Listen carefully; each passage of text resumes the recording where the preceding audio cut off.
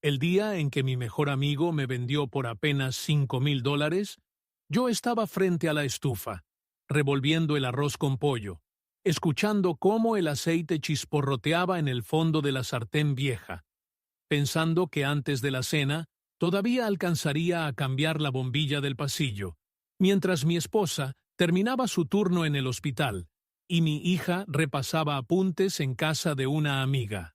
Entonces llegó ese golpe en la puerta, un golpe seco, profesional, de esos que no pertenecen a vecinos ni a repartidores, sino a sentencias disfrazadas de visita, y la ventana me mostró las luces rojas y azules que desgarraban la oscuridad.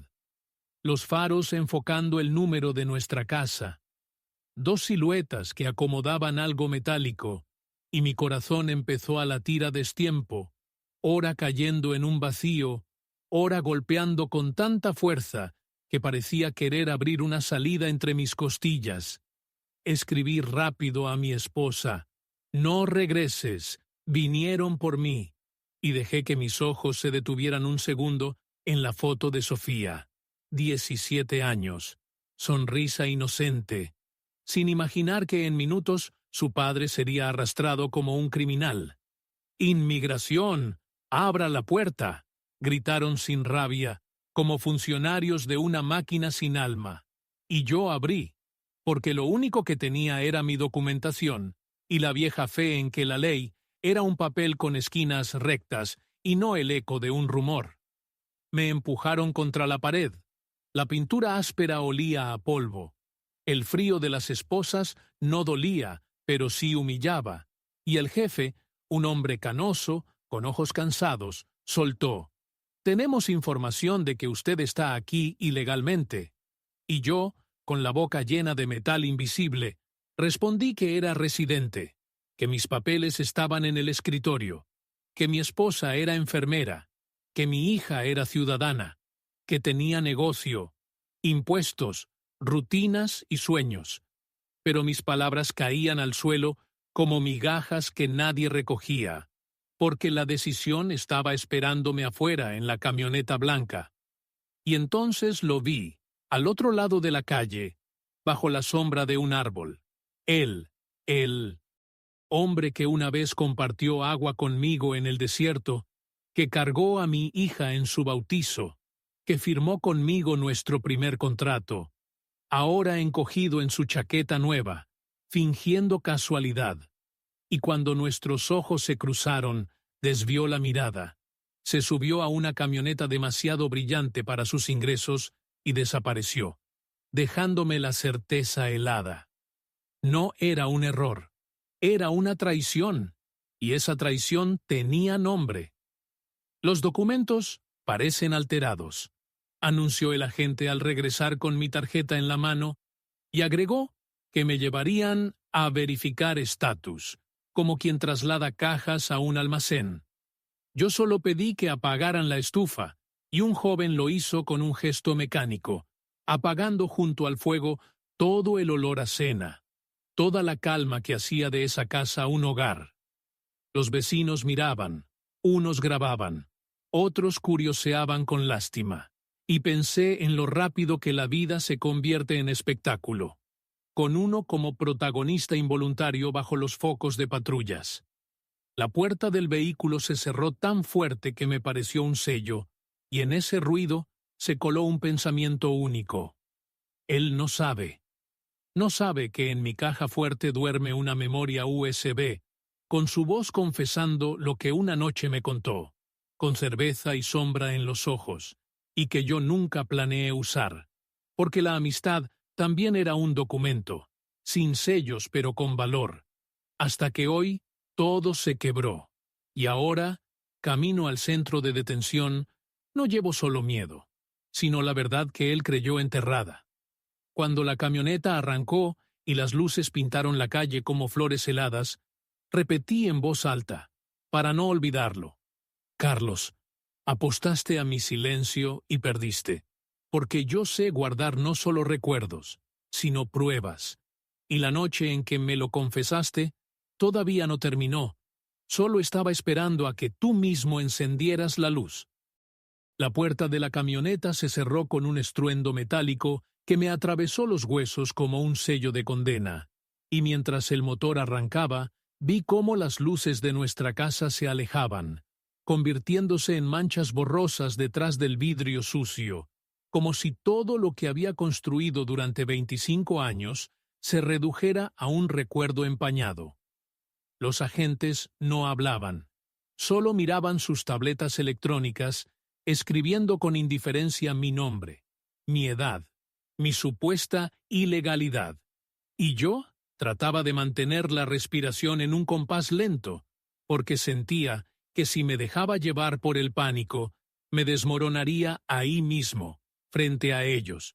Y eso era lo único que no quería regalarle a Carlos, esa imagen mía derrotada, que seguramente esperaba en su coche mientras encendía un cigarrillo con manos que nunca trabajaron tanto como las mías. El aire dentro del vehículo olía a plástico viejo y a café derramado, y cada bache hacía que las esposas me apretaran más, marcando mi piel como si quisieran grabar la palabra culpable en mi carne. Recuerdo que en el trayecto hacia el centro de detención intenté mirar por la ventanilla lateral.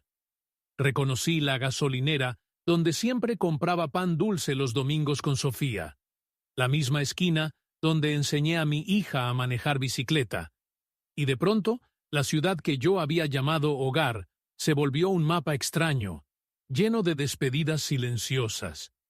Pensé en mi esposa, en el mensaje que le envié antes de abrir la puerta, y recé para que no regresara esa noche, porque sabía que Carlos era capaz de algo peor: inventar cargos, señalarla a ella también, destruirnos por completo, para quedarse con lo poco que yo tenía. Un negocio que él siempre envidió y nunca pudo igualar. Al llegar al edificio gris, cercado con alambre de púas, los agentes me bajaron con una brusquedad que me partió el hombro, y uno de ellos, apenas mayor que mi hija, murmuró: «No se resista y todo saldrá bien». Pero yo ya sabía que no había nada bien en esa escena. El vestíbulo estaba iluminado con luces frías, sin ventanas, con un olor penetrante a cloro y sudor, y me hicieron sentar en una silla metálica mientras me quitaban los cordones de los zapatos, el cinturón y hasta la cadena de mi padre, esa que me entregó cuando crucé la frontera hace tantos años, como si me arrancaran no solo objetos, sino pedazos de identidad. Me tomaron huellas, fotografías, me asignaron un número, y de repente ya no era el hombre que había pagado impuestos, que había criado a una hija, que había trabajado hasta la madrugada para levantar un negocio honesto. Ahora era un expediente, una carpeta digital en un sistema que no reconoce sacrificios ni sueños, solo categorías: detenido, sospechoso, deportable. En la celda, un espacio de concreto sin relojes, con 20 camas de hierro y un olor agrio de miedo acumulado, encontré rostros que reflejaban mi propio espanto. Un padre guatemalteco que no había visto a sus hijos desde hacía 3 meses. Un joven hondureño con la cara hinchada por los golpes de la patrulla. Un hombre mayor que rezaba en voz baja en náhuatl. Todos teníamos en común la misma palabra tatuada en el silencio: traición. Cuando cerraron la reja, me acerqué al catre asignado y me senté con la espalda erguida, porque sabía que si me tumbaba, perdería la poca dignidad que me quedaba. Y en ese instante lo recordé de nuevo, a Carlos, alejándose en su camioneta, y sentí un odio tan profundo que casi me quemó la garganta, pero también una chispa fría, calculadora.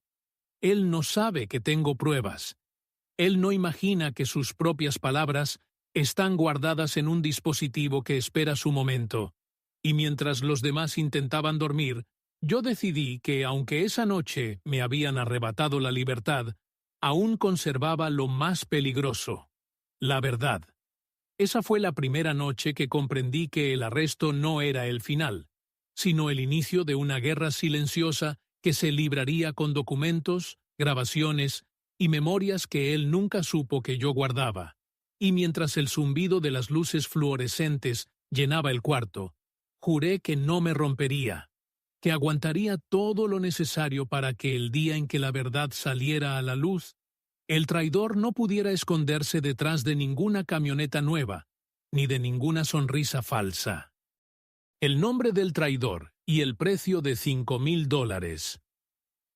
Lo supe con una nitidez cruel cuando pedí mi única llamada, y el agente, aburrido, marcó el número de Elena mientras yo miraba la pared color hueso, tratando de no pensar en la comida que se había quedado fría sobre la estufa. Su voz llegó entrecortada por el miedo, pero firme como siempre, y antes de decirle que estaba bien, que no trajera a Sofía, que buscara la carpeta azul del cajón izquierdo, escuché lo que necesitaba para que todas las piezas encajaran. Carlos había pasado por el taller esa tarde con una cortesía repentina. Había preguntado por mí, había dejado una caja de pastel para los muchachos y, como quien no quiere la cosa, se había quedado solo frente al archivador donde guardo copias de contratos y recibos. Y allí fue cuando entendí que la sonrisa que vi desde la calle no era casualidad, que él ya había practicado el gesto frente a un espejo antes de entregar mi nombre por $5,000 de recompensa, que la llamada anónima no había sido anónima para nadie, que conociera su hambre vieja de lo ajeno. Le pedí a Elena que respirara hondo, que buscara la memoria USB negra escondida detrás de la guía telefónica, que la envolviera en la bolsa del arroz y la llevara a casa de doña Rosa como si fuera cualquier mandado. Y mientras ella asentía, yo recordé la primera vez que vi a Carlos abrir una puerta que no le pertenecía, hace 17 años, cuando llegamos a la misma hora a aquella obra polvorienta, y él, con la naturalidad de los que nacieron entre atajos, se apropió de mi turno frente al capataz, jurando que habíamos hecho trato el día anterior, prometiendo devolverme el favor, y el favor llegó envuelto en amistad, en parrilladas, en compadrazgos, en su hombro prestado cuando enterré a mi padre a distancia, en su bolsillo siempre abierto para pagar cervezas que después me cobraba con paciencia, hasta que un día supe que las deudas afectivas son la forma más elegante de la trampa. Durante años compartimos negocio, rutas, clientes, él con su labia, yo con el trabajo que dejaba a los jardines oliendo a tierra recién nacida, y aunque el dinero alcanzaba para los dos, él comenzó a mirarme con esos ojos que pesan, con ese cálculo que mide la sombra de la casa ajena, un BMW para su esposa, vacaciones en Cancún, relojes que no daban la hora correcta porque estaban retrasados por una verdad que no quería mirar. Sin mis manos, su abundancia era de cartón. Por eso jamás me perdonó que yo siguiera pagando la Universidad de Sofía en lugar de presumir juguetes brillantes. Por eso, cuando el país se llenó de sirenas y la Operación Aurora convirtió el rumor en herramienta, encontró el atajo perfecto para quedarse con todo sin ensuciarse las manos. Esa noche, en la litera sin sábana, repasé las señales que ignoré. La vez que lo sorprendí fotografiando mi tarjeta de residencia solo para comparar. La auditoría inventada que terminó en nada. La clienta vieja que dejó de llamarnos después de que él le sugirió que yo estaba demasiado ocupado con asuntos personales. Y entendí que el arresto no era un accidente. Era una jugada llena de pasos pequeños. Primero sembrar dudas, luego aislarme de dos contratos clave. Por último, entregar mi nombre como quien deposita una caja fuerte en manos de la policía y pide recibo. El agente me interrumpió para avisar que la llamada había terminado, y yo colgué con la certeza de que ya no podía retroceder, de que mi única salida era convertir mi paciencia en arma, mi memoria en prueba, mi miedo en un animal obediente que solo muerde cuando yo lo ordeno. Respiré hondo, Cerré los ojos y volví al patio de mi casa. A la noche de junio, en que Carlos, con la lengua pesada por la cerveza y el ego, se jactó de conocer a un funcionario del centro de detención de Arizona, un tal Kemp, que arreglaba retrasos a cambio de favores, y yo, por reflejo, dejé el teléfono sobre la mesa con la grabadora abierta, porque algo en su tono me erizó la nuca, porque aprendí. De joven que las confesiones no avisan dos veces, y desde entonces esa voz duerme en mi USB como un animal guardián. Me prometí que no la usaría nunca si él no cruzaba la línea, porque la lealtad, incluso cuando cojea, exige un último acto de fe. Pero esta noche, la fe se había quedado sin piernas, así que abracé con los dientes apretados la idea de encenderla frente a un fiscal, de ver a Carlos tragarse su propia saliva, mientras oye su voz diciendo que a los papeles se les empuja, compadre. Con un empujoncito se caen. Y aunque la rabia me pedía correr, sabía que primero debía blindar a Elena y a Sofía, convertirlas en testigos, en fuerza, en horizonte. Cuando apagaron las luces del módulo, un custodio dejó en mi litera un formulario de pertenencias y una cita para verificación de identidad. Yo sonreí sin que me viera, porque la identidad que querían negarme estaba repartida en demasiadas manos. La de mi hija, que conoce mis madrugadas. La de mis clientes, que guardan mis llaves. La de mi esposa, que sabe dónde duelen mis silencios.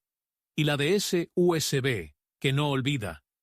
Mañana, me dije, comenzará la devolución, primero del nombre, luego de la casa, después del negocio, y al final, con suerte, del sueño. Pero esta vez no con discursos, sino con su voz, con su risa torcida, con el precio exacto de su traición imprimido en un expediente. $5,000 que vamos a convertir en la factura más cara de su vida. Esa primera semana en detención me obligó a convivir más con mis recuerdos que con los hombres que compartían la celda. Cada rostro desconocido me devolvía, como un espejo roto, fragmentos de mi propia historia. Y entonces, mientras el frío del concreto se filtraba en mis huesos, me vi a mí mismo con 22 años, cruzando la frontera con una mochila prestada y un par de zapatos que ya no aguantaban otra jornada de desierto. Recordé el olor de la tierra mojada en mi pueblo después de la lluvia, la voz de mi madre repitiendo que todo sacrificio tendría sentido, y cómo esas palabras eran la brújula que me mantenía en pie cada vez que pensaba en rendirme. Me vi trabajando las primeras madrugadas en construcción, con las manos agrietadas, con la espalda rota, y aún así convencido de que un día Sofía no tendría que doblar el lomo como yo lo hacía, que ella estudiaría, que caminaría erguida en un país que no le recordara cada día que había nacido en el lugar equivocado. El recuerdo más vivo, sin embargo, fue el de Carlos, porque cada escena en la que él aparecía tenía dos versiones, la de entonces y la de ahora. Me acordé de aquella Navidad en que nos quedamos sin dinero para comprar regalos, y él apareció con bicicletas usadas que había pintado durante la noche.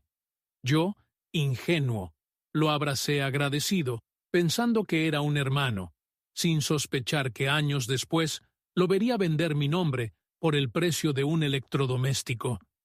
Recordé también cómo me prestó su hombro cuando murió mi padre en México, y yo no pude viajar a despedirlo. Cómo me prometió que jamás usaría mi situación migratoria en mi contra, y la ironía era tan cruel que casi me reí en la oscuridad de la celda. Los demás detenidos me escuchaban contar pedazos de mi vida sin pedírmelo, como si necesitáramos llenar el silencio de historias para no volvernos locos. Uno de ellos, un joven salvadoreño, me dijo: «Lo peor no es que nos arresten, lo peor es que siempre hay alguien que nos señala». Y esas palabras se me clavaron, porque yo sí sabía quién me había señalado.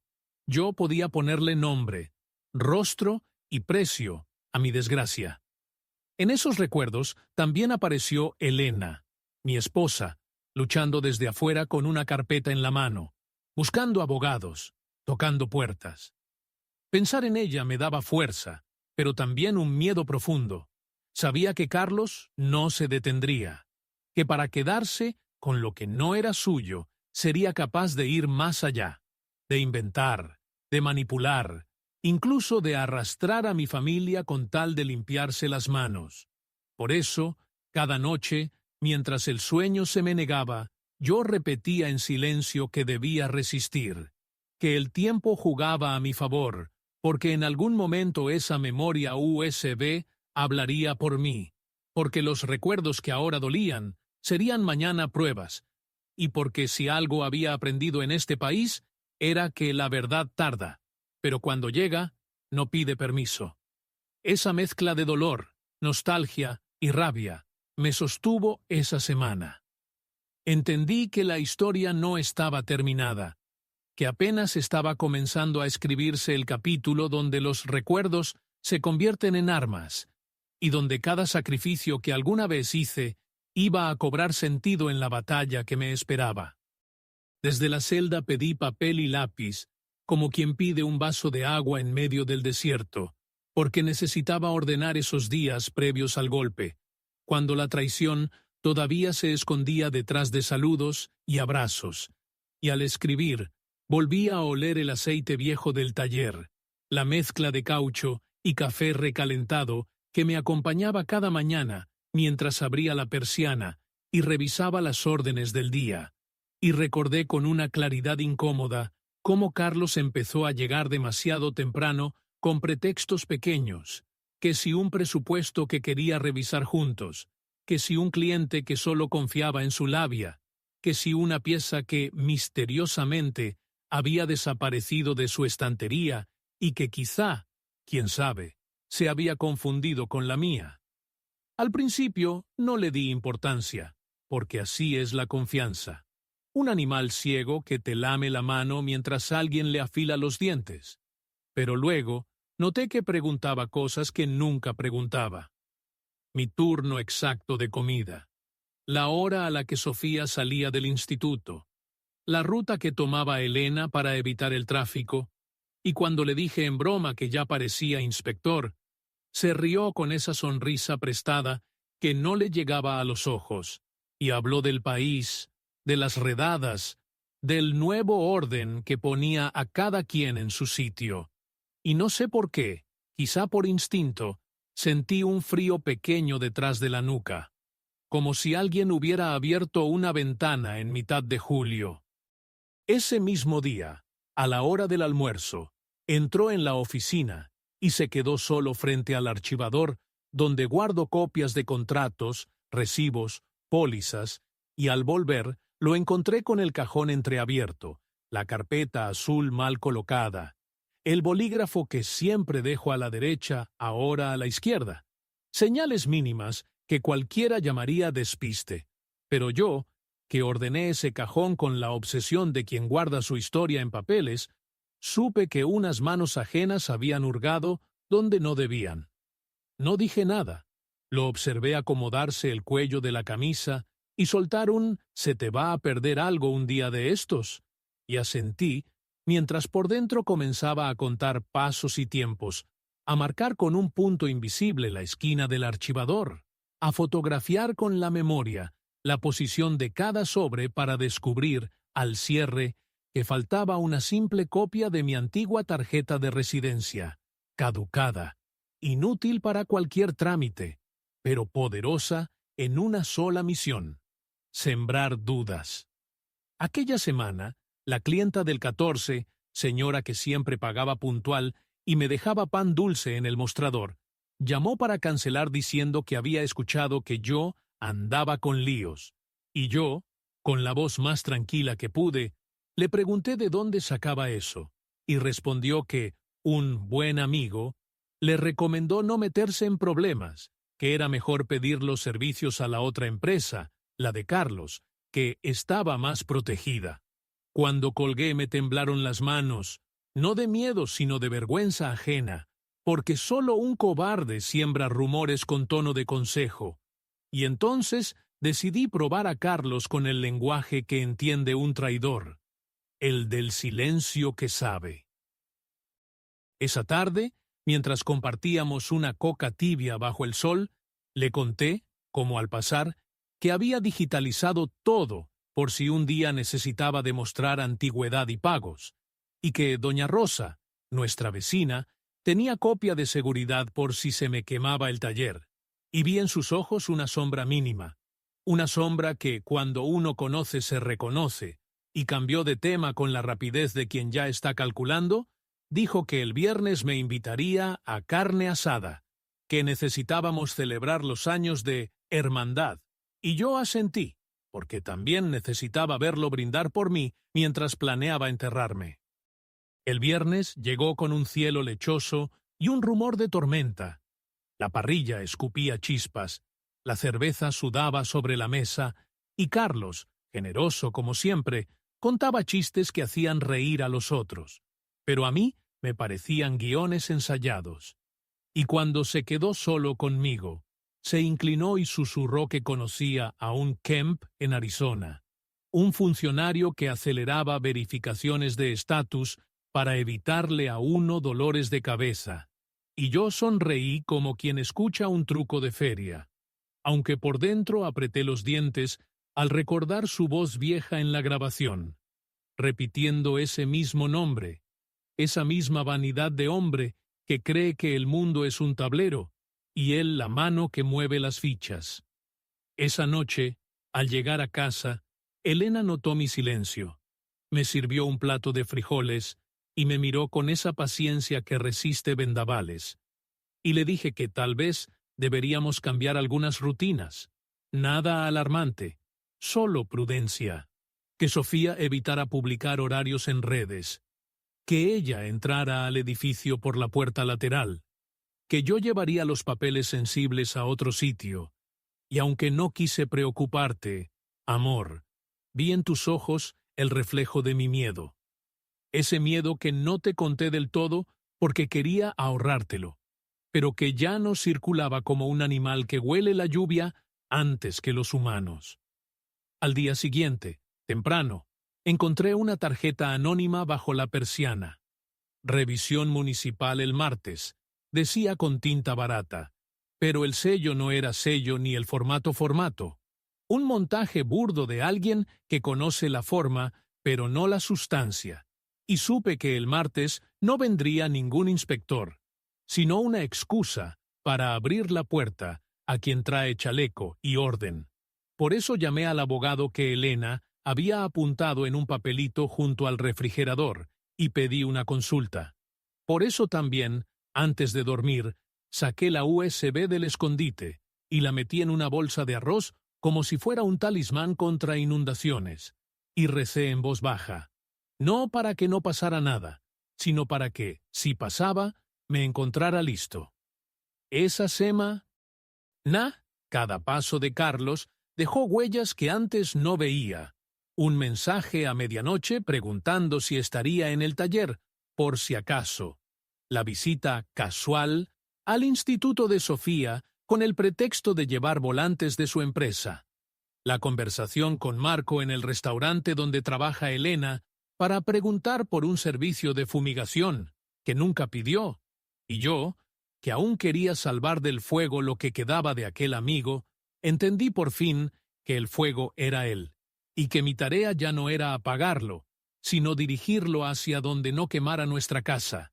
Por eso escribo ahora, para no olvidar cómo la traición se anuncia con perfumes, con pasteles, con favores, para fijar cada detalle que el miedo quisiera borrar. Porque sé que el día en que nos llamen por nuestro nombre y nos quieran reducir a un número, estos renglones serán la cuerda con la que voy a jalar de vuelta la verdad.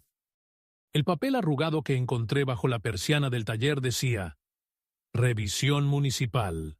Martes 10:00 m. Al principio parecía un detalle burocrático cualquiera, pero mi instinto ya no era ingenuo. Sabía que ningún inspector deja notas sin membrete, sin firma. sin aviso previo. Esa madrugada no dormí. Elena me preguntaba si exageraba, si tal vez era un error administrativo, pero mi silencio fue mi respuesta. El martes llegó con un cielo pesado, y a las 9:30 yo ya tenía todo preparado. Cámaras encendidas, documentos esenciales escondidos en la bolsa de arroz junto al USB, y mi propio corazón latiendo tan fuerte que pensé que lo escucharían desde afuera. A las 10:05 tocaron. 3 hombres con chalecos, gorras y carpetas en mano. No llevaban identificación visible. Me pidieron entrar. Revisaban su orden con demasiado apuro. Les pedí que esperaran 1 minuto. Cerré la puerta y marqué el número del abogado. Mientras sonaba el tono, uno de ellos insistía golpeando más fuerte. «¡Abran o entraremos por la fuerza!», gritó. El abogado me dijo con calma. «No abras, toma fotos, graba video. Si no hay orden judicial firmada, no tienen derecho a entrar». Obedecí. Desde la ventana capturé sus rostros. En ese instante uno de ellos se giró hacia la calle, y lo vi. Carlos, en su camioneta negra, fingiendo hablar por teléfono, observando de reojo. El traidor no necesitaba estar en la escena para ensuciarme. Le bastaba con dirigir la función desde la sombra. Los hombres se fueron después de 15 minutos de amenazas vacías. Yo me quedé temblando. La fachada del taller, la puerta abollada por los golpes, el eco de sus voces, todo era prueba de que la red se cerraba. Y lo peor, Carlos no se detenía. Esa tarde recibí una llamada de la escuela de Sofía. Un señor vino preguntando por ella. Dijo ser tío, pero no está en la lista de contactos autorizados. Me tragué la rabia, agradecí a la directora, y sentí que el mundo se encogía. Ya no era solo mi libertad, ahora era mi hija en peligro. Esa noche reuní a Elena y a Sofía en la sala. Les conté todo, sin filtros. La traición, las visitas falsas, la sombra de Carlos siguiéndonos. Elena apretó mi mano.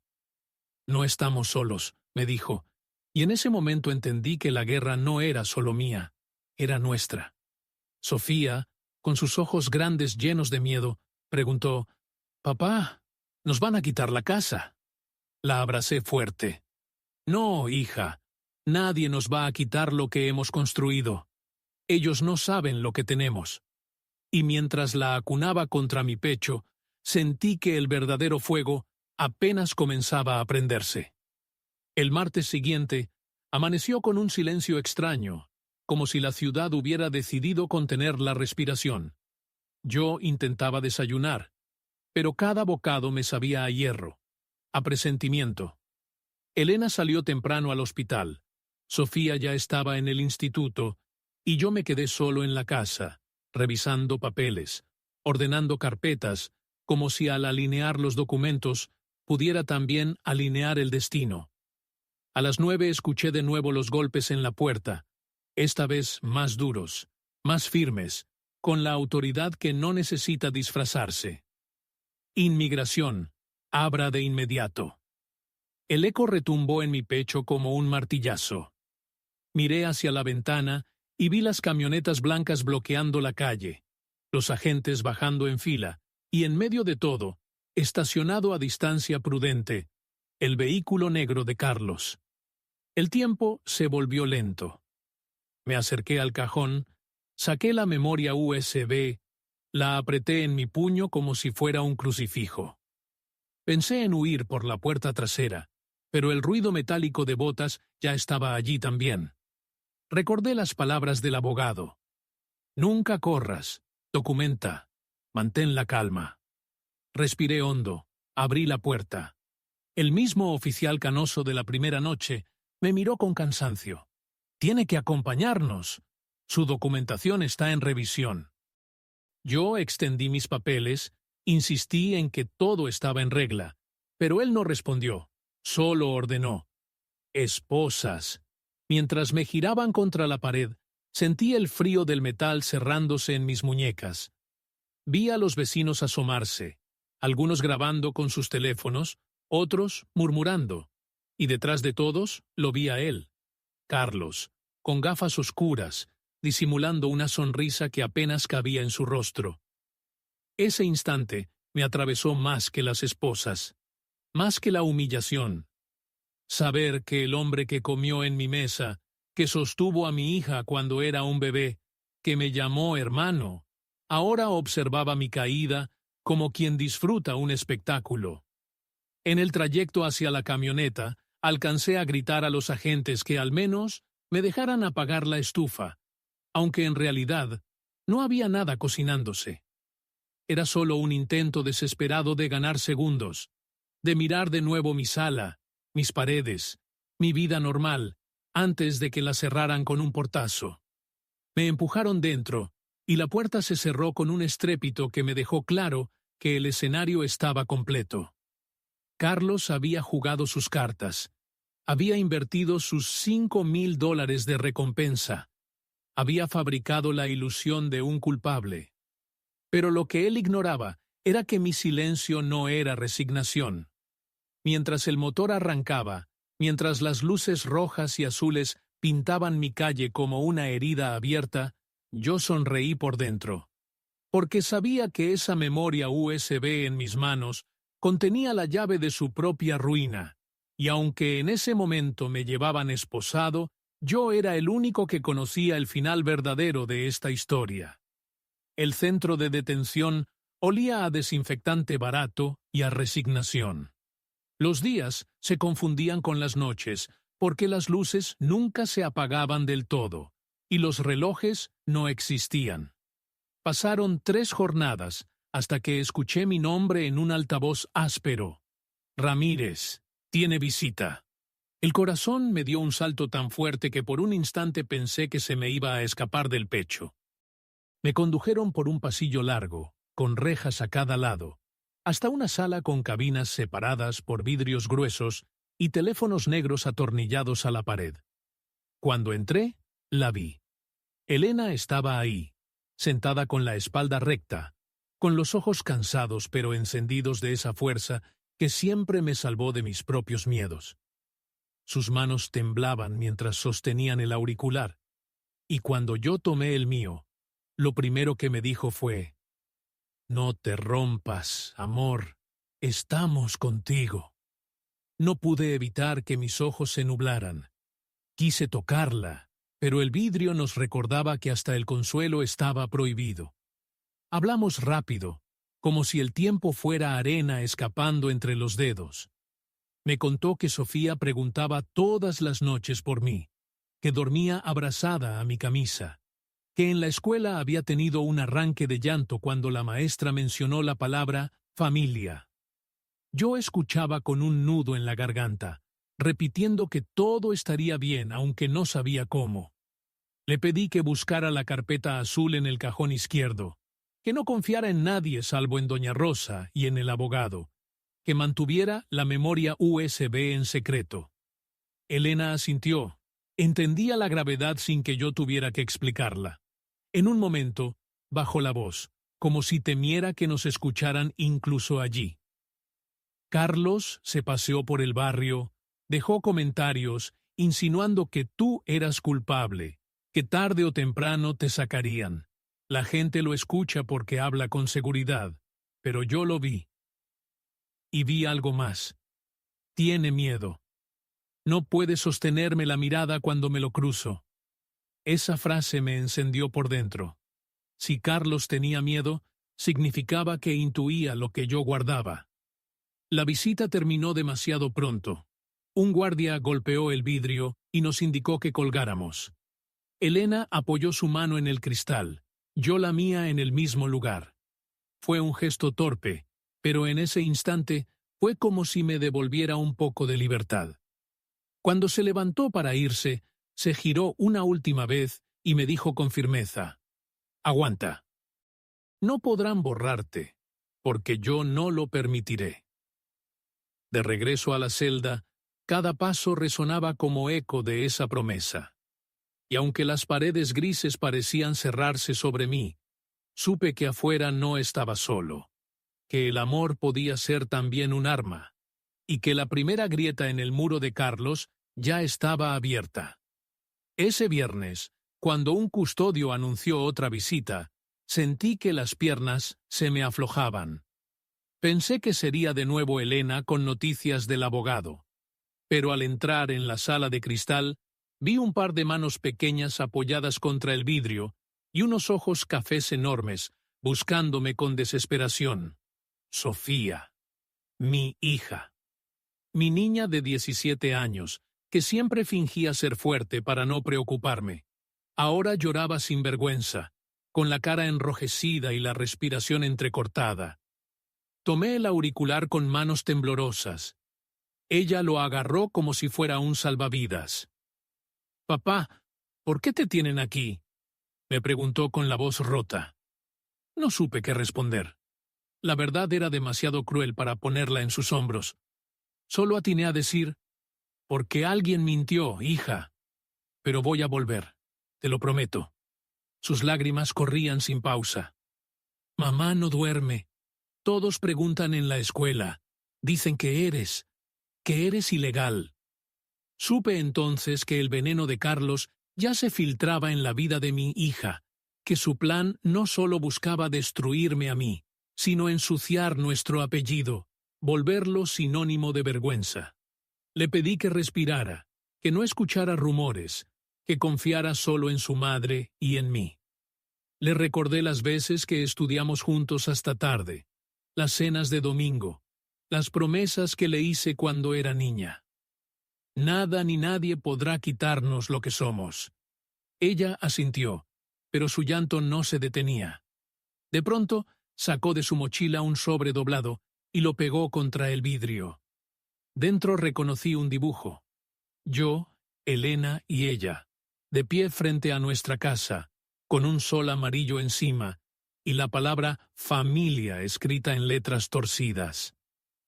Lo hice para ti, papá, para que no te olvides de nosotros. Quise abrazarla, pero el vidrio se interpuso como un muro cruel. Coloqué mi mano contra la suya, separadas por esa transparencia que parecía más dura que el concreto. Un guardia nos apuró. 5 minutos. Sofía comenzó a sollozar más fuerte. «No dejes que te lleven lejos, por favor».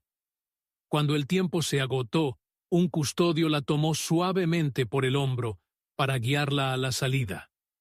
Ella volteaba a mirarme cada 2 pasos, como si tuviera miedo de que desapareciera si apartaba la vista. La última imagen que guardé fue la de sus labios formando un «te amo» silencioso antes de cruzar la puerta. Esa noche no pude dormir. El eco de su llanto retumbaba en las paredes. Pero junto al dolor nació también una fuerza nueva. Ya no era solo por mí, era por ella. Porque un padre puede resistir la cárcel, la humillación y la traición, pero nunca aceptar que su hija crezca creyendo que su papá fue un criminal. Después de la visita de Sofía, el silencio del dormitorio compartido se convirtió en un campo de batalla dentro de mi cabeza. Los otros detenidos dormían, roncaban, murmuraban sus propios miedos, pero yo permanecía despierto, con los ojos clavados en el techo iluminado por la luz blanca que nunca se apagaba. Sentía que, si cerraba los párpados, volvería a ver los ojos de mi hija llorando detrás del vidrio, y ese recuerdo era al mismo tiempo un cuchillo y una chispa.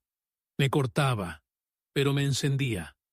Comprendí que no podía seguir esperando. El abogado hacía lo que podía. Elena resistía afuera, pero si yo no tomaba la iniciativa, Carlos terminaría ganando. Así que empecé a planear, a escribir mentalmente cada movimiento, como si fueran jugadas de ajedrez en un tablero improvisado. Primero, proteger las pruebas. La memoria USB no debía caer en manos equivocadas. Segundo, construir un relato sólido. No bastaba con demostrar mi inocencia. Debía exponer la red de mentiras que Carlos había tejido. Tercero, resistir psicológicamente. Él quería verme derrotado, y mientras yo siguiera en pie, aunque fuera tras barrotes, su victoria no estaría completa. Esa misma noche, me acerqué a un hondureño llamado Mateo, detenido desde hacía meses. Lo apodaban el escriba porque ayudaba a otros a redactar cartas y solicitudes legales. Le pedí papel. Con un bolígrafo prestado comencé a anotar todo: fechas, lugares, nombres, frases exactas que Carlos había dicho en las parrilladas, en el taller, en las conversaciones de madrugada. Cada recuerdo se transformó en una bala de tinta. Durante el desayuno, en la fila para el pan seco, un custodio me entregó un sobre. Era de Elena. Dentro había una hoja escrita a mano. La USB está a salvo. Doña Rosa la tiene. Confía. La letra temblorosa de mi esposa era la confirmación de que al menos una parte del plan estaba asegurada. Respiré hondo, como quien recibe oxígeno después de estar al borde del ahogo. Ese día empecé a contar mi historia a los otros internos.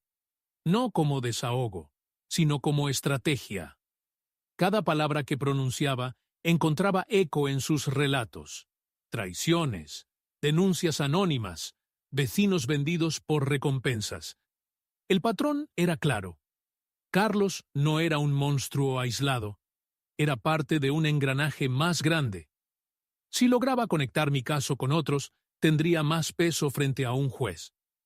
Por la noche, mientras el eco de las rejas se cerraba, me hice una promesa. Cuando saliera de ahí, no solo iba a recuperar mi nombre, iba a destruir la máscara de Carlos. Él pensaba que mi silencio era rendición, pero lo que no sabía es que en el silencio también se fragua la venganza. Y yo ya había empezado a escribir la suya. La celda ya no era solo un encierro, era mi oficina improvisada. Cada conversación con otros internos me abría un mapa más grande. Un salvadoreño me contó que también lo habían delatado anónimamente justo después de negarse a prestar dinero a un primo. Un guatemalteco aseguró que su propio cuñado lo entregó por la recompensa de $5,000. Y un mexicano mayor, con voz cansada, me dijo: «Siempre es alguien cercano. El gobierno solo pone el precio, pero la traición la hace la familia». Esas frases, repetidas con diferentes acentos, me confirmaron que lo mío no era un caso aislado. Yo sabía que Carlos no podía haber actuado solo. Para señalarme con tanta precisión, para sincronizar la supuesta visita municipal con la redada real, debía tener a alguien adentro, un contacto con acceso a información. Recordé su bravuconada aquella noche de parrillada, cuando mencionó a un tal Kemp en Arizona, un funcionario que arreglaba papeles. En ese momento no le di importancia, pero ahora todo encajaba. Carlos había usado esa conexión para fabricarme un expediente falso. Le escribí a Elena con detalle. Le pedí que hablara con Diana, la abogada, y que juntas buscaran cualquier vínculo entre ese nombre, Kemp, y las operaciones recientes en Houston. 2 días después, recibí su respuesta en un papel escondido dentro de un sobre que simulaba ser solo correspondencia familiar. Diana encontró algo. Hay un agente con ese apellido vinculado a denuncias cuestionables. No es oficial todavía, pero hay rumores de sobornos. El corazón me latió con fuerza. Ya no era solo mi palabra contra la de Carlos. Si podía demostrar que su denuncia anónima había pasado por manos sucias, entonces la cadena de pruebas en su contra empezaría a quebrarse. Pero no todo eran avances. Esa misma semana, un custodio nuevo me llamó por mi nombre con un tono demasiado familiar. «Ramírez, ¿cómo duerme un hombre cuando sabe que afuera lo esperan cuentas sin pagar?» Sus palabras me helaron. Era la prueba de que Carlos había extendido sus tentáculos más allá del barrio, que alguien dentro del centro sabía de mí más de lo que debía. Esa noche escribí una sola frase en mi cuaderno, en letras grandes. No es solo Carlos. Es una red. Si caigo yo, caen varios. Esa idea me sostuvo, porque entendí que, aunque me tuvieran esposado, ellos también empezaban a tener miedo. El martes por la tarde, mientras esperaba en la fila para la cena insípida del centro, un guardia me llamó. Ramírez, correspondencia. El sobre era delgado, parecía inofensivo, pero dentro encontré una carta escrita con la letra firme de Elena. Al desplegarla, el corazón me dio un vuelco. Diana y yo encontramos algo. Carlos transfirió dinero a una cuenta en Arizona, justo una semana antes de tu arresto. El destinatario aparece bajo un nombre distinto, pero el banco lo relaciona con un funcionario. Kemp. Tenemos copia del recibo. Sentí como si un rayo partiera en dos la oscuridad de mi encierro. Por primera vez, no eran solo sospechas. Había un rastro de dinero, una grieta concreta en el muro que Carlos había levantado. Guardé la carta contra mi pecho y respiré hondo. Imaginé su cara el día que tuviera que explicar esas transferencias frente a un juez. Esa noche, en el dormitorio, me acerqué a Mateo, el hondureño que escribía cartas legales. Le pedí ayuda para redactar un informe dirigido a mi abogado, detallando cada conexión que recordaba entre Carlos y ese funcionario. Mateo sonrió y me dijo: el enemigo siempre deja huellas. Lo importante es seguirlas sin miedo. Mientras tanto, Elena no se quedaba quieta. En su siguiente carta me relató cómo había enfrentado a Carlos en la calle. Lo interceptó frente al taller. Lo miró directo a los ojos y le dijo: sé lo que hiciste. Y tengo pruebas. Carlos, acostumbrado a las sonrisas falsas y a los vecinos crédulos, se quedó helado. Apenas pudo balbucear un «no sabes de qué hablas», antes de huir en su camioneta. Elena escribió: vi miedo en él, Miguel. Miedo real. Por primera vez, ya no tiene control. Leí esas palabras una y otra vez, aferrándome a esa imagen. Porque en el centro de detención, donde todo estaba diseñado para quebrarte, saber que el traidor temblaba afuera era como recibir oxígeno después de horas bajo el agua. Esa semana también supe que no estaba solo. Otros internos comenzaron a acercarse a mí, contándome sus historias, ofreciéndose como testigos si alguna vez necesitaba demostrar que las redadas estaban llenas de irregularidades. Entendí que mi caso podía convertirse en un ejemplo, en una piedra en el zapato de toda la maquinaria que nos quería invisibles. La grieta en el plan de Carlos era pequeña, pero suficiente. Y yo sabía que, si la ensanchábamos, todo su castillo de mentiras se vendría abajo. Esa noche, antes de dormir, repetí en silencio: Carlos pensó que me quitaba todo, pero en realidad me dio la razón más poderosa para no rendirme. El día de la audiencia preliminar, amaneció con un cielo gris que parecía copiar mi estado de ánimo. Nos hicieron formar en fila, esposados de pies y manos, como si fuéramos mercancía en tránsito. Cada paso hacia la sala del juez pesaba como una piedra en el estómago. No era mi primera vez frente a una corte, pero nunca había sentido tanta mezcla de miedo y rabia. Cuando me senté, vi a Diana, mi abogada, ya preparada con una carpeta gruesa y un gesto firme. Elena estaba detrás de ella, en el banco para familiares, con los ojos rojos de cansancio, pero encendidos de determinación. Me bastó con verla para recordar por qué resistía. El fiscal comenzó con un discurso mecánico. El detenido ha sido señalado mediante denuncia anónima. Se sospecha de permanencia ilegal. Palabras repetidas 1000 veces que ya sonaban huecas. Entonces Diana se levantó. Su voz no era alta, pero tenía filo. Su señoría, solicitamos que se considere la validez de la denuncia presentada. Tenemos evidencia de que el supuesto denunciante mantiene vínculos financieros con un funcionario en Arizona, actualmente bajo investigación por sobornos. El juez arqueó las cejas. El fiscal intentó interrumpirla, pero ella colocó sobre la mesa una copia del recibo bancario. Aquí consta una transferencia hecha por Carlos R., vecino y socio del acusado, a una cuenta vinculada con dicho funcionario, señor Kemp, justo una semana antes del arresto. El murmullo en la sala fue inmediato. Yo me quedé inmóvil, mirando a Diana como si hubiera abierto de golpe una ventana en medio del encierro. El juez pidió silencio y ordenó revisar el documento.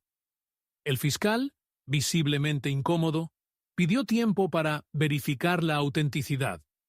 Diana, con una media sonrisa, respondió: «No tenemos problema. Tenemos copias certificadas del banco». El juez entonces me miró directamente por primera vez. Fue apenas un segundo, pero sentí que ese instante inclinaba la balanza. No era libertad todavía, pero sí el inicio de una grieta en la acusación. Al final de la audiencia, mientras nos sacaban esposados, alcancé a escuchar al fiscal susurrar con irritación: «Esto se nos puede caer». Esa frase me acompañó todo el camino de regreso al centro de detención, como un eco dulce. Esa noche escribí en mi cuaderno: «Hoy le devolvimos el primer golpe a Carlos. No sabe que la partida apenas comienza».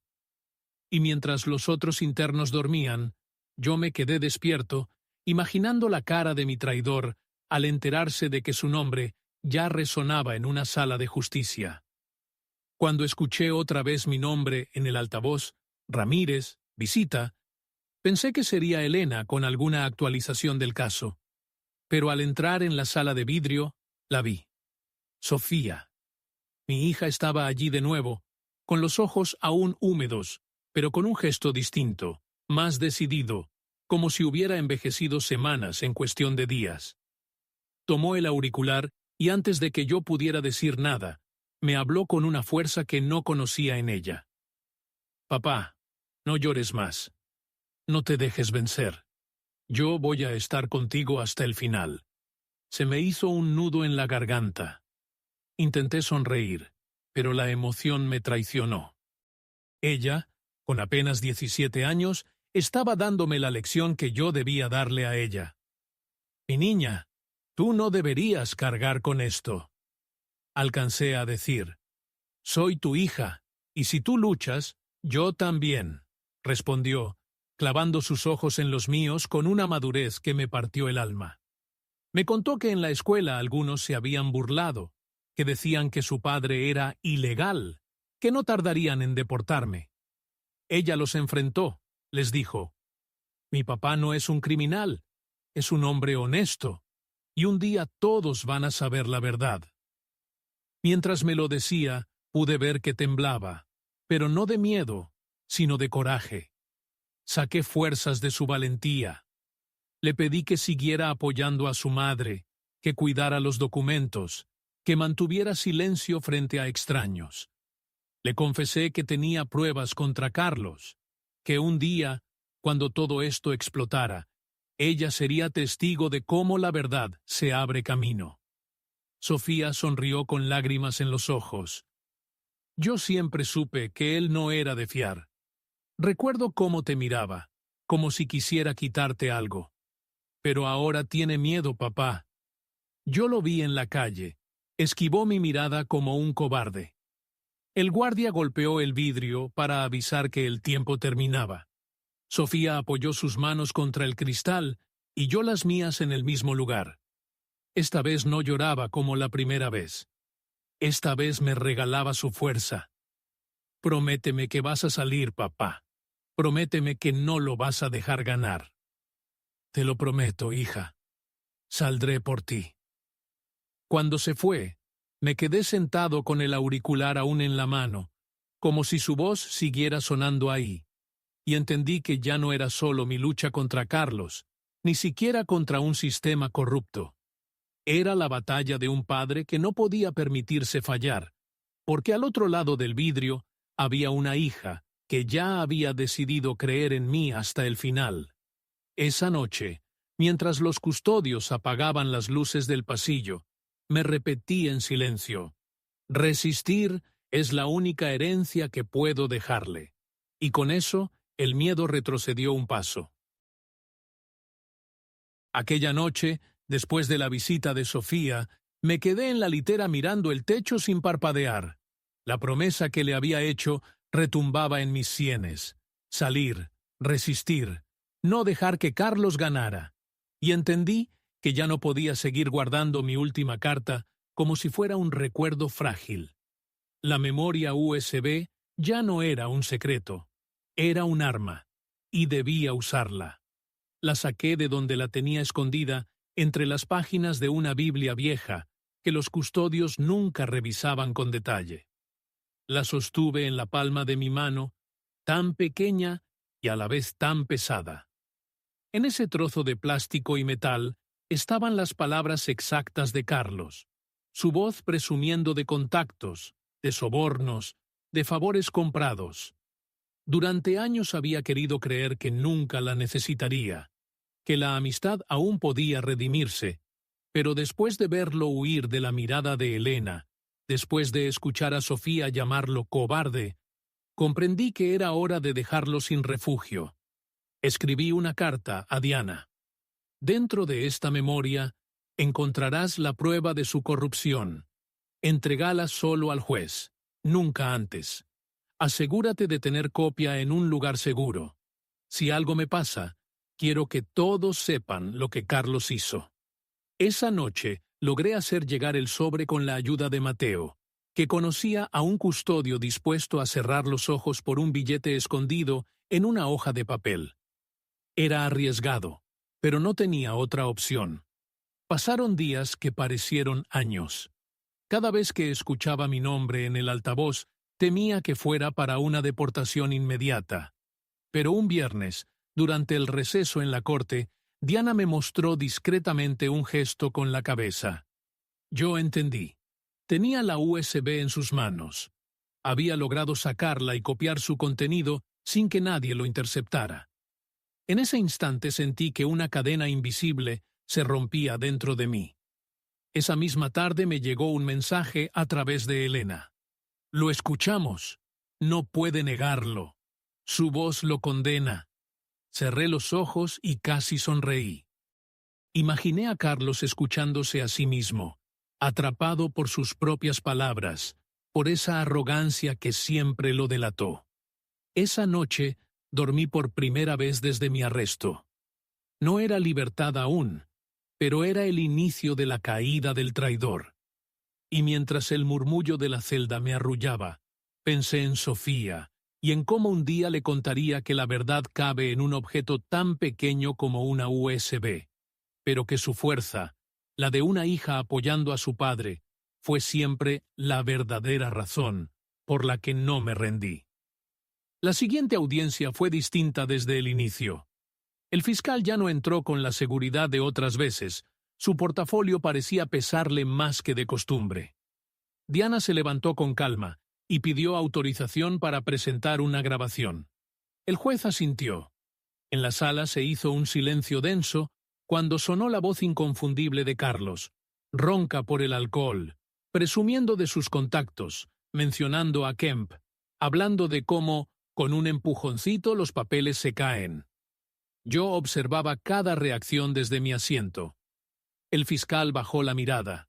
Los asistentes del tribunal se miraron entre sí con sorpresa, y Elena, en el banco del público, me sostuvo la mirada con una mezcla de orgullo y rabia contenida. En ese instante, supe que la máscara de Carlos estaba empezando a resquebrajarse. El juez ordenó una pausa para verificar la autenticidad del audio. Diana estaba preparada.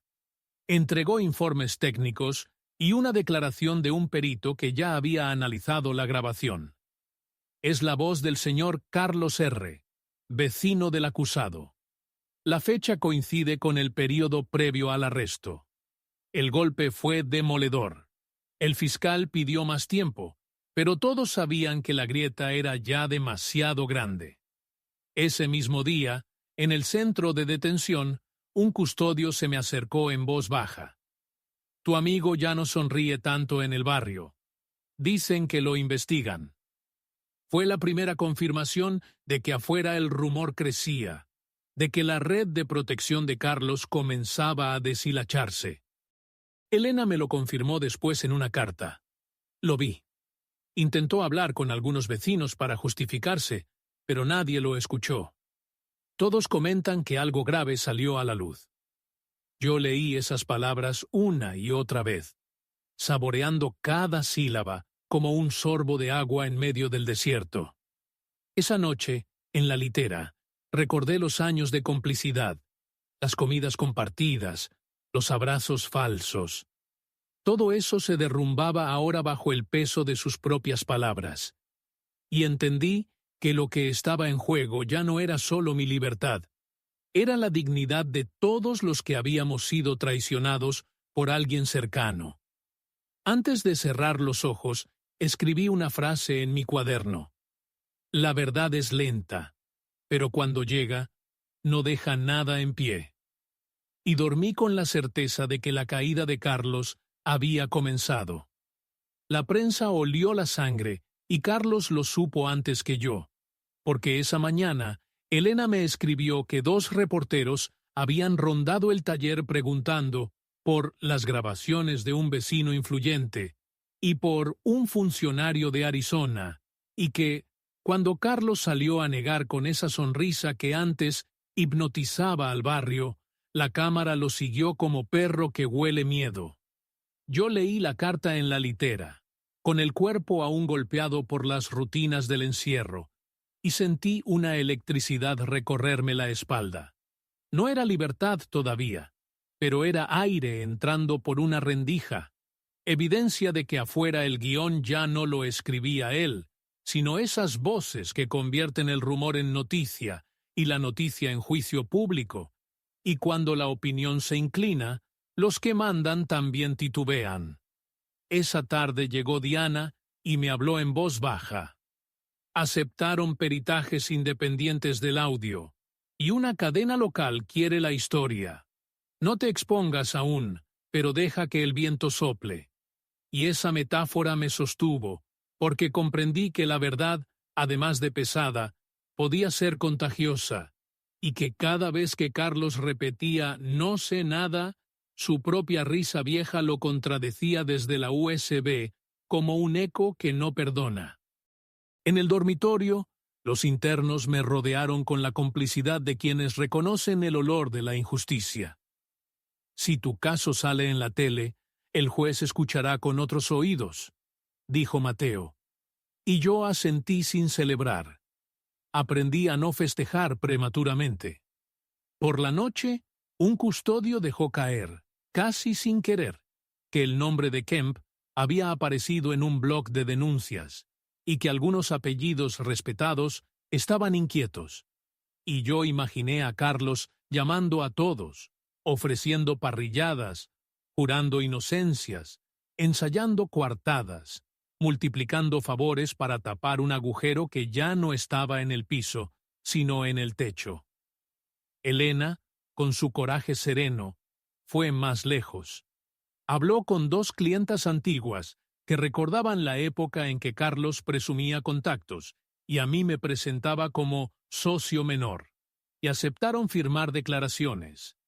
También doña Rosa, la guardiana silenciosa de nuestro edificio, escribió con letra temblorosa que vio al señor de la camioneta negra rondar la escuela de Sofía, y que tuvo miedo por mi hija, y ese testimonio, pequeño para el mundo, inmenso para mí, me hizo apretar los dientes hasta sentir sabor a hierro.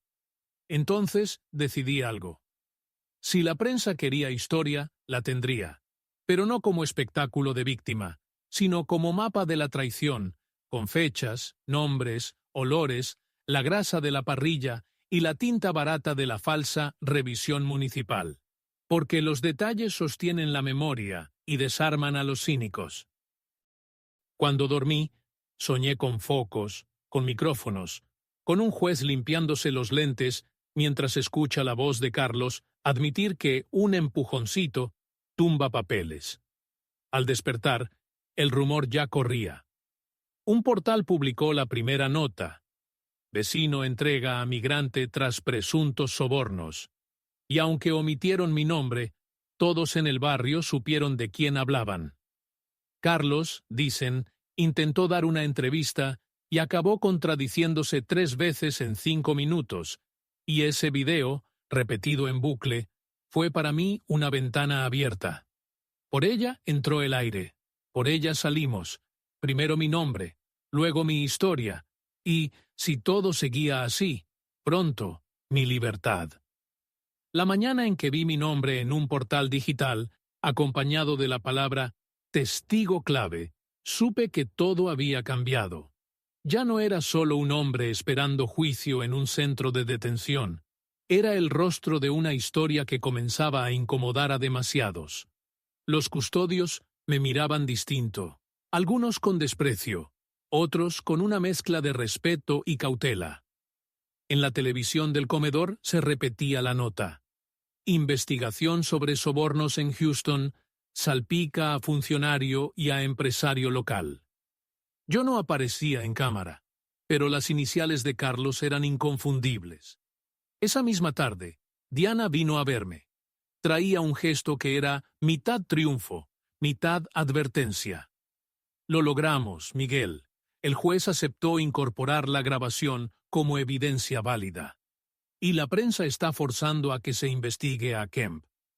Pero esto también te expone. Ahora eres un blanco. Sus palabras se clavaron en mi pecho. No hacía falta que me lo explicara. Cuanto más se tambaleaba el castillo de Carlos, más desesperado se volvería él. Esa noche tuve la prueba. Al regresar del comedor, encontré mi litera revuelta. Entre las sábanas había un papel arrugado, escrito con marcador negro. «Cállate, o tu familia pagará». Sentí un frío recorrerme los huesos. No era la primera amenaza velada, pero sí la más directa. La escondí en mi zapato y decidí no mostrarla hasta que pudiera hacerlo de forma segura. Elena también lo notó afuera. En su carta me contó que un auto oscuro había estado estacionado 2 noches seguidas frente a la casa. Sofía se asustó, pero ella mantuvo la calma. Tomó fotos y las entregó a Diana. Esa mezcla de miedo y valentía de mi esposa me partió en 2. Quería protegerlas, pero estaba atrapado entre paredes que olían a cloro y desesperanza. Al día siguiente, durante el recreo en el patio, Mateo se acercó y me dijo en voz baja: «Cuando los perros ladran más fuerte, es porque la cerca ya se les cae encima». Esa frase me sostuvo. Comprendí que cada amenaza, cada mirada torva de los custodios, era señal de que Carlos y los suyos perdían control. El juez ordenó medidas adicionales. Revisaría con lupa cualquier denuncia anónima que llegara contra mí y aceptó considerar una moción para traslado de mi caso fuera del distrito, por posible conflicto de intereses. Diana sonrió al darme la noticia. Eso significa que ya no tienen todas las cartas. Se acabó su monopolio. Esa noche, mientras escribía en mi cuaderno, repetí una idea que se volvió mantra. La verdad tiene un precio, pero la mentira tiene fecha de caducidad. Y dormí convencido de que, aunque la tormenta apenas empezaba, ya no sería yo el único en mojarse. La mañana empezó con un zumbido distinto en el barrio, una vibración que no venía de las camionetas, sino de los teléfonos. A las 7, el portal que primero insinuó mi caso publicó una pieza larga con nombres completos, fotos recortadas de redes y fragmentos transcritos del audio. A las 8, 2 canales locales plantaron sus unidades frente al taller de Carlos y lo esperaron como se espera a un político acorralado. Y cuando él salió, con la misma chaqueta de siempre y un gesto practicado de inocencia, las preguntas lo cercaron. Negó, sonrió, dijo que era víctima de una campaña, culpó a gente resentida. Pero en cuanto un reportero le preguntó por la transferencia a Arizona, la que Diana ya había puesto sobre la mesa, su boca se secó. Miró a un costado buscando a alguien que no llegó, y aquella sonrisa se quebró 1 milímetro, apenas lo suficiente para mostrar la grieta. Elena, que lo observaba desde la esquina con su celular listo, me escribió después. Se contradijo 2 veces en 30 segundos, y cuando mencionaron a Kemp dijo que no lo conoce. Pero yo lo vi reunirse con un hombre calvo, placas de fuera, la semana previa a tu arresto. No huye, se esconde a plena luz.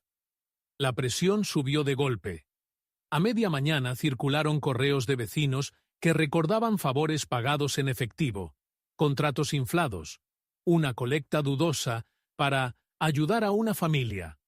Doña Rosa, con su letra de aguja, firmó una declaración donde contaba cómo lo vio merodear la escuela de Sofía con un sobre Manila, y la directora confirmó por escrito que nadie con su nombre estaba autorizado a retirarla.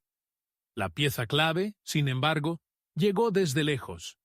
Un blog jurídico publicó extractos de una investigación interna que mencionaba a un K.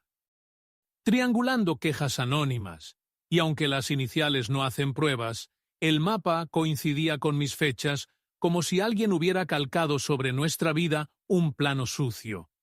Yo leí todo en copias impresas que Diana trajo dobladas dentro de un libro, y mientras pasaba las páginas, sentí por primera vez que lo que me había triturado podía triturarlo también a él, que el engranaje que me tragó empezaba a devolver piezas, tornillos, limaduras.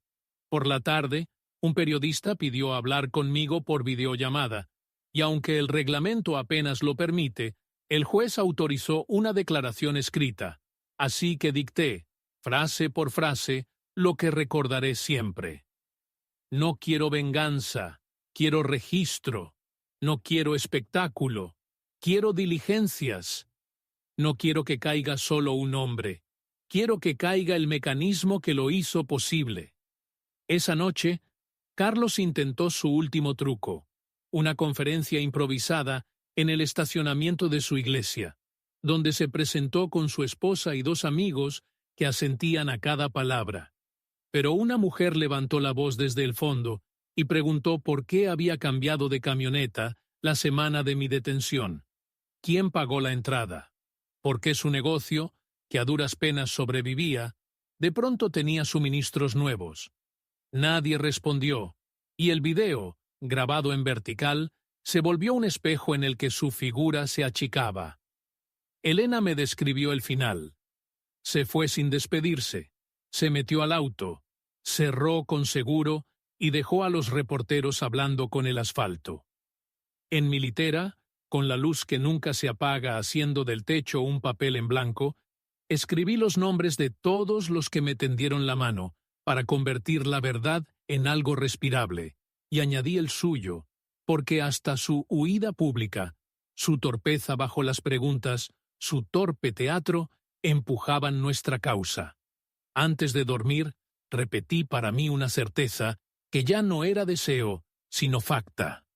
Cuando el miedo cambia de casa, la noche no desaparece, pero aprende nuestra dirección.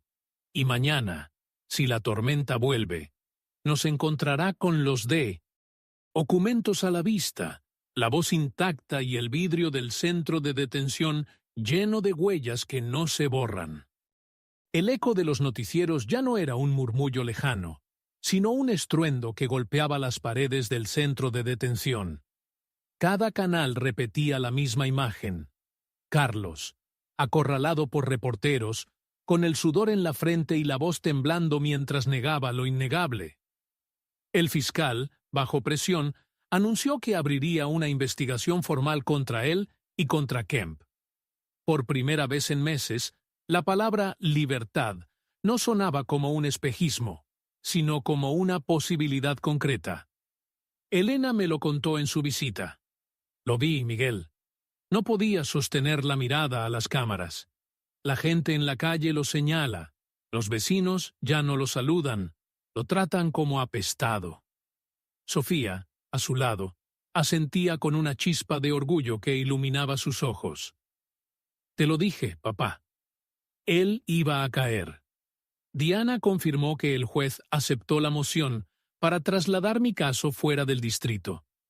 Eso significa que ya no podrán manipularlo todo desde sus contactos locales, explicó. Yo escuchaba y sentía que cada palabra era un ladrillo quitado de la muralla que me mantenía encerrado. Pero la reacción de Carlos no se hizo esperar. Esa misma noche, un custodio deslizó bajo mi puerta un sobre sin remitente. Dentro había una foto borrosa de Elena entrando a la casa, con Sofía de la mano, y una frase escrita a mano. Si yo caigo, ustedes también. El miedo volvió a morderme las entrañas, pero lo arranqué de raíz con un pensamiento. Esa amenaza era la prueba de que ya no tenía control, de que actuaba con desesperación. Al día siguiente, los periódicos lo confirmaron. Varios contratos de Carlos fueron suspendidos. El banco anunció auditorías, y en las redes sociales circulaban extractos del audio, millones de veces reproducidos. La voz de Carlos ya no era un secreto en una USB, era un rugido público que lo condenaba. Esa noche, al cerrar mi cuaderno, escribí una frase que me salió desde lo más profundo. La justicia tarda, pero cuando llega, no pregunta a quién debe incomodar. Y dormí convencido de que la partida final se acercaba. El juicio definitivo comenzó con un silencio pesado, distinto al de las audiencias anteriores, como si todos supieran que lo que se iba a decir allí marcaría no solo mi destino, sino también el de Carlos. Entré esposado, pero con la cabeza erguida, y al mirar al público lo vi a él, sentado detrás de sus abogados, con un traje prestado que no lograba ocultar las ojeras y el temblor de sus manos. Elena estaba a mi izquierda, Sofía junto a ella, y cuando nuestras miradas se cruzaron, sentí que no había barrotes capaces de romper esa fuerza. El fiscal intentó comenzar con la misma letanía de siempre. Denuncia anónima, sospechas de estatus irregular. Pero Diana se levantó como una lanza. Su señoría, hoy presentamos no solo documentos, sino voces. Presentamos la prueba de que el señor Carlos R. fabricó acusaciones en complicidad con un funcionario investigado por corrupción. El juez pidió orden y entonces sonó la grabación en altavoces. La voz de Carlos, clara, inconfundible, jactándose de cómo, con un empujoncito los papeles se caen, riendo mientras nombraba a Kemp como su contacto. El murmullo en la sala fue inmediato. Algunos se cubrieron la boca. Otros voltearon a verlo con repulsión. Carlos se removía en su asiento, negaba con la cabeza, pero la cinta lo traicionaba palabra por palabra.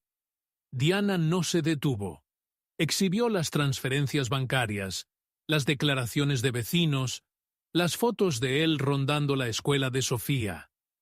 Esto no es una denuncia inocente, es una emboscada con precio de $5,000. El juez golpeó la mesa pidiendo silencio, pero el daño ya estaba hecho. El mito del vecino respetable se derrumbaba frente a todos. Elena fue llamada a testificar. Con voz firme, relató cómo lo enfrentó en la calle, cómo vio miedo en sus ojos, cómo recibió amenazas veladas. Sofía, con apenas 17 años, pidió hablar. Quiero que sepan que mi papá no es un criminal. El criminal es quien lo entregó para ganar dinero. Su voz quebrada arrancó lágrimas en más de uno. Yo la miraba con orgullo, jurando en silencio que nunca olvidaría esa valentía. Cuando llegó el turno de la defensa de Carlos, sus abogados balbucearon tecnicismos, hablaron de montaje, de enemistad personal, pero cada palabra caía al suelo como vidrio roto. El juez anunció que la investigación contra Kemp se ampliaría y que mi caso no podía resolverse sin considerar la corrupción evidente en la denuncia original. Ordenó mi liberación bajo fianza y dictó medidas cautelares contra Carlos mientras continuara la investigación. El sonido del mazo fue como un trueno liberador. Los custodios me quitaron las esposas y sentí el peso de meses enteros caer al suelo con ese clic metálico. Elena corrió a abrazarme. Sofía me rodeó con sus brazos finos, y yo, por primera vez desde el arresto, respiré como un hombre libre. Carlos, en cambio, salió escoltado entre cámaras y gritos. La multitud ya no lo aplaudía. Lo señalaba, lo acusaba, lo hundía con cada flash. Entendí que ese día no terminaba la batalla, pero sí empezaba la ruina definitiva de quien una vez llamó hermano. La primera noche fuera del centro fue un espejismo extraño. El aire fresco olía a libertad, pero también a desconfianza, porque después de meses respirando cloro y cemento, incluso el viento parecía sospechoso. Elena me llevó a casa en silencio, con su mano aferrada a la mía como si temiera que alguien viniera a arrancarme de nuevo. Y Sofía, desde el asiento trasero, me miraba cada minuto en el retrovisor, como queriendo confirmar que yo no desaparecería. Al llegar, el barrio entero parecía haber cambiado de piel. Algunos vecinos se acercaron con abrazos sinceros. Otros esquivaron la mirada, incapaces de enfrentar su propio silencio cuando Carlos sembraba rumores. Doña Rosa, la vecina fiel, me entregó un termo de café caliente y me dijo al oído: «Sabía que iba a volver, mijo, porque la mentira no cría raíces». Y yo la abracé como a una madre que me sostuvo cuando todo temblaba. Esa noche casi no dormimos. Elena me contó cómo resistió las miradas, las preguntas, cómo enfrentó a Carlos cuando él intentó intimidarla, cómo Sofía se convirtió en su escudo emocional. Escuché cada palabra con un dolor profundo, porque entendí que ellas también habían estado presas, aunque sin barrotes, encerradas en el miedo que él provocó. Les pedí perdón por no haber visto antes las señales, por haber permitido que la confianza me cegara. Sofía me interrumpió con una firmeza adulta. «No fue tu culpa, papá. La culpa es del que traiciona, no del que confía». Al día siguiente, mientras desayunábamos juntos por primera vez en meses, sonó el teléfono. Era Diana. Su voz traía noticias que confirmaban lo inevitable. Los fiscales abrieron un caso formal contra Carlos. Las transferencias a Kemp, las declaraciones de los vecinos y el audio son pruebas suficientes para imputarlo. La prensa está encima y ya no podrán barrerlo bajo la alfombra. Sentí un alivio mezclado con una extraña compasión. Había compartido tantos años con ese hombre que todavía me costaba aceptar que su caída era real. Más tarde salí a caminar por la calle, escoltado por las miradas curiosas. En la esquina del taller encontré la persiana cerrada, candados nuevos, grafitis que decían «traidor» pintados en rojo. El negocio que él soñó quitarme ahora era su propia tumba pública. Imaginé su rostro al ver esos mensajes, su rabia, su impotencia, y comprendí que el castigo más cruel no era la cárcel, sino el repudio de aquellos a quienes quiso engañar.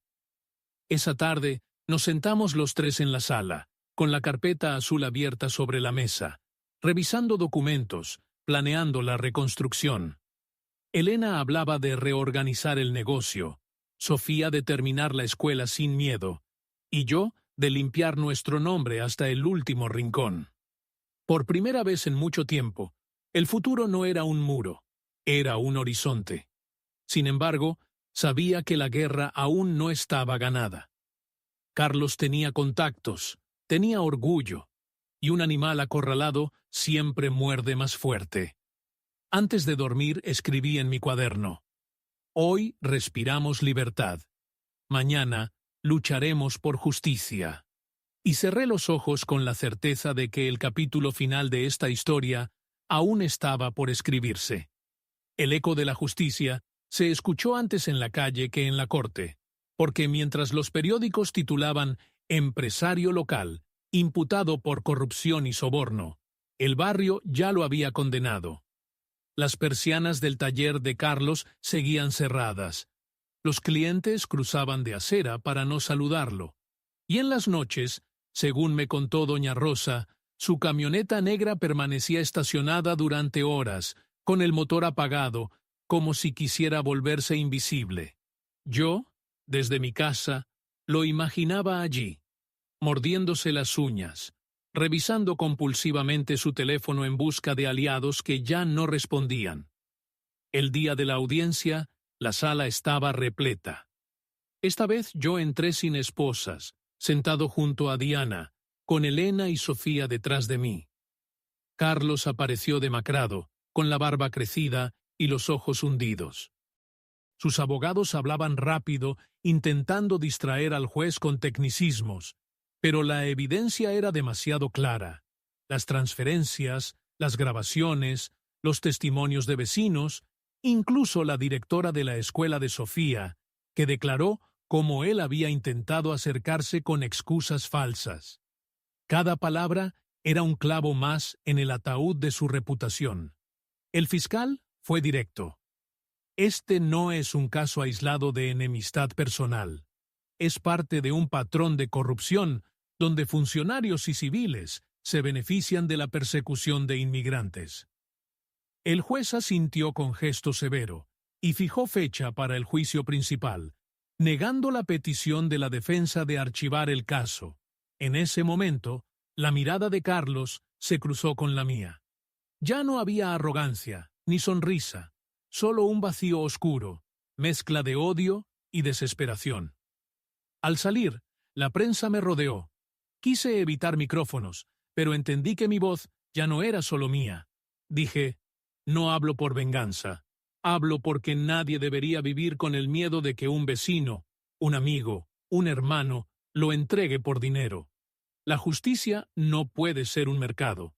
Esas palabras se repitieron en noticieros, en redes, en conversaciones de pasillo, y sentí que algo más grande que mi historia empezaba a crecer. En casa, esa noche, Sofía me mostró un dibujo nuevo. Los tres abrazados frente al taller, pero esta vez sin sombras detrás. Así quiero que sea ahora, dijo. Elena, con lágrimas en los ojos, me susurró. Ya casi, amor, ya casi termina. Yo asentí, aunque en mi interior sabía que el fin no sería tan rápido. Carlos aún tenía recursos, aún podía maniobrar, y lo más peligroso de un hombre caído es que ya no mide el tamaño de sus últimos golpes. Antes de dormir, abrí mi cuaderno y escribí. Hoy lo vi derrotado, pero no muerto. Y un enemigo herido siempre es el más impredecible. Cerré los ojos abrazando a Elena, con Sofía dormida en la habitación contigua, y recé porque el próximo capítulo no nos sorprendiera con otro zarpazo, sino con el cierre definitivo de una herida que llevaba demasiado abierta. El juicio final contra Carlos se convirtió en un espectáculo inevitable, porque ya no era solo mi caso. La sala estaba llena de periodistas, vecinos, antiguos clientes, incluso curiosos que nunca lo habían tratado, pero que querían ver de cerca cómo se derrumbaba un hombre que había jugado a ser intocable. Yo entré de la mano de Elena, con Sofía detrás, y sentí un murmullo recorrer el lugar. No de morbo, sino de respaldo, como si cada paso mío cargara con la dignidad de muchos que habían sido traicionados. Carlos apareció escoltado, con un traje arrugado y el rostro pálido, y aunque intentó mirar al público con desafío, sus ojos no pudieron sostener la presión de decenas de miradas acusadoras. El fiscal presentó las pruebas con una frialdad quirúrgica. Las transferencias a Kemp, la grabación completa con la voz inconfundible de Carlos, las declaraciones juradas de vecinos, la carta de la directora de la escuela, confirmando su intento de acercarse a Sofía, y por último, el testimonio de Elena, que con voz firme relató cómo lo enfrentó en la calle, y vio en él un miedo que nunca había mostrado antes. Cada palabra caía como un martillo, y yo observaba a Carlos encogerse un poco más en su silla, como si se desinflara frente a todos. La defensa intentó lo imposible: hablar de resentimiento, de enemistad, de conspiraciones. Mostraron mi pasado migratorio como si fuera un pecado imperdonable, pero el juez los interrumpió con dureza. Aquí no se juzga a la víctima, se juzga al acusado. Ese instante fue un giro que jamás olvidaré, porque por primera vez sentí que el sistema me veía no como un número, sino como un hombre. El momento más impactante llegó cuando Sofía pidió declarar.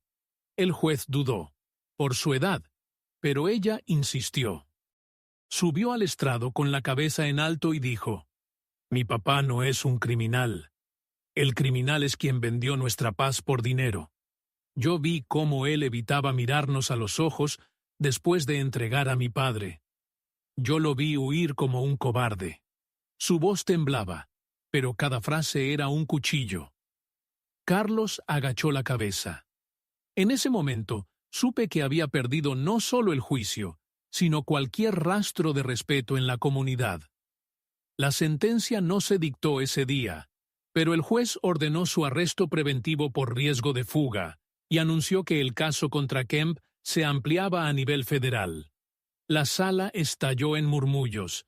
Elena apretó mi mano con fuerza, Sofía lloraba, y yo sentí por fin el peso de meses levantarse un poco de mis hombros. Al salir, las cámaras me rodearon. No hablé de venganza. Dije simplemente: la verdad no devuelve el tiempo perdido, pero evita que otros lo pierdan igual. Hoy no celebramos, hoy recordamos por qué resistimos. Y esas palabras se repitieron como un eco en los noticieros. Esa noche, en casa, con la carpeta azul aún sobre la mesa y la USB guardada en su lugar, escribí en mi cuaderno: el traidor ya no tiene refugio. Solo falta escuchar la última palabra del juez. Y dormí sabiendo que el final estaba a un paso. El día de la sentencia amaneció con un cielo claro que parecía burlarse de mi insomnio. Llegamos temprano. Elena apretando mi mano como un ancla y Sofía caminando a mi lado con la determinación de quien ha crecido demasiado rápido. La sala estaba llena, abarrotada de vecinos, periodistas, curiosos, todos esperando escuchar las palabras que pondrían fin a meses de tormenta. Carlos entró escoltado, cabizbajo, ya sin el traje con el que pretendía dignidad, solo una chaqueta arrugada y la mirada perdida, como si supiera que lo único que le quedaba era escuchar su propia condena. El juez repasó los cargos: corrupción, soborno, denuncia falsa, intento de manipulación judicial, y aunque las frases legales eran frías, cada una era una estocada. El fiscal pidió ejemplaridad. La defensa apenas balbuceó excusas, y entonces llegó el silencio, ese silencio que siempre precede a la palabra que cambia destinos. El juez habló firme. Este tribunal encuentra al acusado culpable. Se le condena a 12 años de prisión por corrupción y fraude, además de inhabilitación perpetua, para ejercer cargos públicos o comerciales vinculados a contrataciones. El murmullo explotó en la sala, flashes, gritos, lágrimas. Yo me quedé quieto, sintiendo cómo el aire volvía a entrar en mis pulmones después de meses de asfixia. Carlos levantó la vista por un segundo, me buscó entre la multitud, y en sus ojos vi odio. Sí, pero sobre todo vacío. El vacío de quien ya no tiene máscaras. Lo sacaron entre empujones, cubriéndose de la luz de cámaras, y ese fue el último instante en que lo vi, reducido a un eco de lo que alguna vez fingió ser. El juez entonces se dirigió a mí. Señor Ramírez, queda usted libre de todo cargo. Este tribunal reconoce que fue víctima de una conspiración. No pude contener las lágrimas. Elena me abrazó con fuerza. Sofía lloraba entre nosotros, y por primera vez sentí que esa palabra, libertad, no era un espejismo, sino un hecho tangible. Al salir, los periodistas rodearon nuestra familia. No hablé de venganza ni de victoria. Dije, resistimos porque no teníamos otra opción, y lo hicimos por amor. Que nadie más tenga que pasar por esto. Esa frase se repitió en noticieros y redes, pero para mí lo importante no era la fama, sino ver a Sofía sonreír de nuevo sin miedo. Esa noche volvimos a casa. El taller olía a polvo, pero también a promesa. Elena habló de reabrirlo, Sofía de estudiar derecho para defender a quienes no tienen voz, y yo de escribir nuestra historia, para que nadie olvide que la traición puede destruir, pero también puede revelar la fuerza escondida en una familia. Antes de dormir, abrí mi cuaderno y escribí la última línea. Carlos creyó que me condenaba, pero en realidad me liberó. Me quitó las vendas de los ojos y me enseñó que la verdad, aunque tarde, siempre regresa con la última palabra. Apagué la luz. Afuera, la ciudad seguía rugiendo, pero dentro de casa reinaba un silencio distinto, no el del miedo, sino el de la paz conquistada.